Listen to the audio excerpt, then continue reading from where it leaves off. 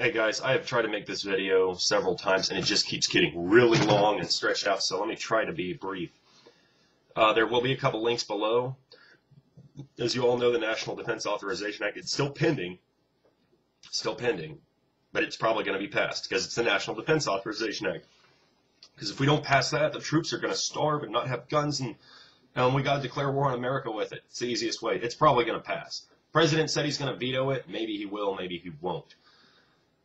This is the kicker. Occupy Wall Street, at least via Alexander Higgins' blog, has now been declared a terrorist organization. So, to every one of you occupiers, welcome now to the same category that the Tea Party, militia groups, 3%ers, Oath Keepers, and I can't tell you, I saw when I was a soldier, I saw a list of what they call terror organizations. Now, it's huge. Essentially, all you have to do is disagree with the government. Even Christians are now wrapped in it. So welcome, Occupy Wall Street. You just joined the majority of America and becoming terrorists. I don't know that it's an absolute or that his blog is right, but it just seems to be par for the course and makes a lot of sense. But here's the kicker. I was just talking with a friend of mine, former Special Forces. For those of you that don't know, I was a member of Army Psychological Warfare for a period of about 5 years in the Army Reserve, and I served a tour in Afghanistan. As such, it was a privilege to do so because I got to work with the best of the best. And I didn't have to go through a whole lot of training in order to do it. But I got to work with Special Forces, with Navy SEALs, with Army Rangers, with Air Force parajumpers. And you just go down the list. FBI, OGA, CIA, got to work with all of them at some point. So this is what my buddy tells me. He says an acquaintance of his at Fort Lewis, Washington, well, there's been a lot of talk amongst these Special Forces teams. A lot of talk. And it's been about Osama bin Laden and his killing. Now, if you're like me, you know that Osama bin Laden has already been dead and nobody killed him because he wasn't alive to kill in the first place. You also know that dumping his body in the ocean was not in proper accordance with Muslim law or tradition. And the story the federal government told us changed 4 times. So they've been having a lot of discussion amongst themselves and with Navy SEALs and et cetera, trying to figure out what actually went down. Why is this big lie being told? And the thing that my friend is telling me, and it's hearsay, but it's a good source, he's telling me that, they're all realizing this giant lie, this has some play. There's a reason they told this giant lie. Since it was a giant lie, they're just reaching out there trying to figure out why. And what I really like to hear is this. These special operators are very, very smart. You don't even get considered to go in unless you have basically an intelligence score of about 90%. And when I say 90%, I mean that means 1 in 10 people on the planet generally might be smarter than you. Outside of that, you're smarter than 9 out of 10. That's what it takes just to be considered. So these very smart people are reaching out and trying to find answers, and because they're trying to find answers based on a big lie, there are none. So guess which direction they've all started to go? They all started looking back to the beginning of this whole war on terror, the war in Afghanistan, the war in Iraq, the war in Yemen, the war in Libya. The now operators in Uganda at the foothills of Ethiopia. They want to know why. But where did it all start? It all started on 9/11. And any smart person, especially somebody that's smarter than 90% of the people around them, can look back now on the evidence because Niels Harrit of Copenhagen University has a peer-reviewed paper, scientific fact, that nanothermate that's only made by 2 companies in the United States was found in every single sample of the dust in the buildings. Architects and engineers for 9/11 truth just keeps getting bigger and has mathematical, scientific fact that the entire story is a lie. So these very smart people are starting to look back that direction and realize it was a big lie.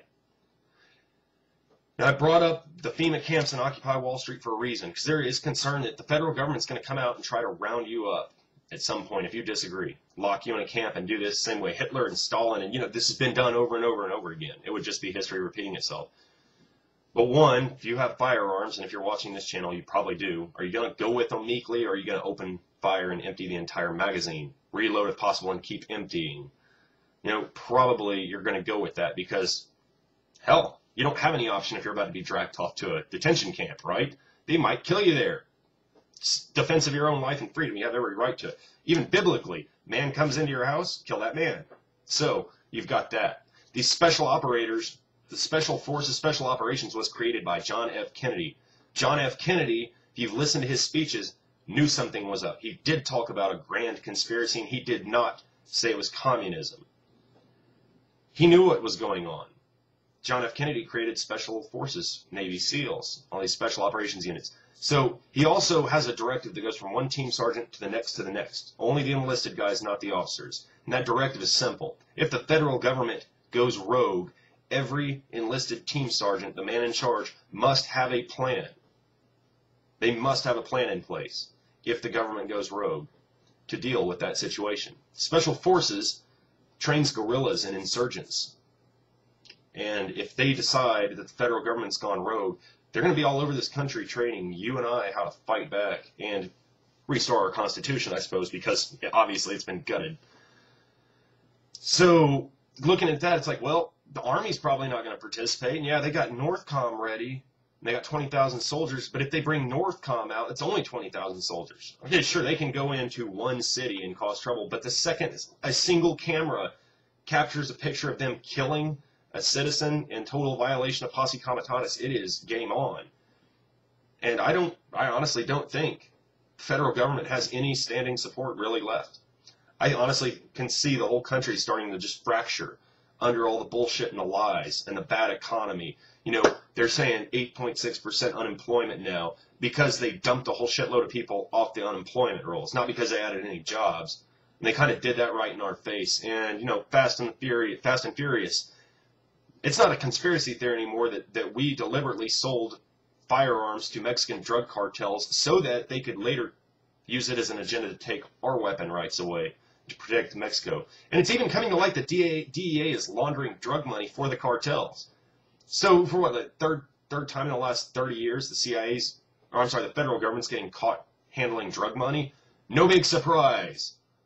The thing is, it's coming as a surprise to a lot of people that this is how bad it really is. The whole thing's fracturing. I don't know where it's going to go from here, but I'm going to tell you right now, they can activate 600 FEMA camps. They can try to get the military ready, but they're losing. They are losing their support base based on their lies. And hey, congratulations, America. There hasn't been any ridiculous uprising. Occupy Wall Street has done a really good job of not losing their shit. The Tea Party did a good job. Everyone's been doing, you know, the Martin Luther King passive resistance. It seems to be working. And the federal government's scared. They're trying to turn Americans against Americans in order to protect themselves and I suppose bring about this whole New World Order. But the whole thing seems to be falling apart at the seams. I will tell you this, if anyone is ever going to round Americans up, lock them in detention centers, and start terminating them, the only, and I mean this, the only force in the world I see possible to come in here and do exactly that is the Chinese army. And that's it. That's the only organization I see in the entire world, but getting them here is going to be a bitch. I'm not worried about it, but I am telling you, it's been 3 years now. 3 years I've been awake, and I knew this was coming. I knew this was coming. But to see it all falling apart at the seams right when they seem to be getting close to their end game, it's kind of nice. I don't think the U.S. federal government has even the resource or the capability or anything to implement any kind of total tyranny here. I think they've been trying hard. I think they're failing a lot. And I think every day that we step forward now, their failures are getting bigger and more apparent to every human being that even wants to know.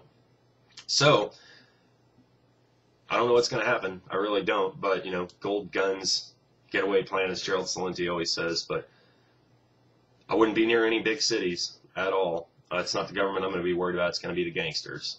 The gangsters are armed. They're going to come out. They're going to come get what they think is theirs or what they just decide is theirs. It's the only place I wouldn't want to be is near a big city full of gangsters. Wouldn't want to be there.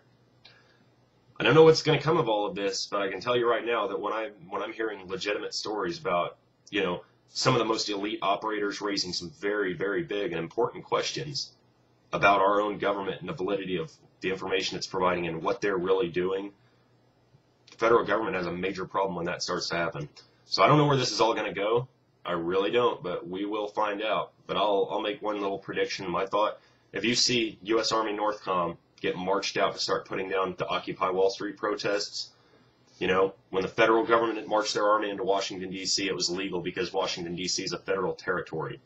When the Penn State shootings happened, it was Pennsylvania National Guard. It was legal for them to open fire on the students. It was not a good thing, but what I'm saying is it wasn't in violation of posse comitatus. Neither one of them was. They were horrible things. But if they marched a federal army out, active duty soldiers, and you see them kill or seriously injure one protester, you're going to start to witness the shit hitting the fan and splaying the room. So I will go ahead and shut it up here. I'll talk with you guys later, and some of the links for that information are below. Take care.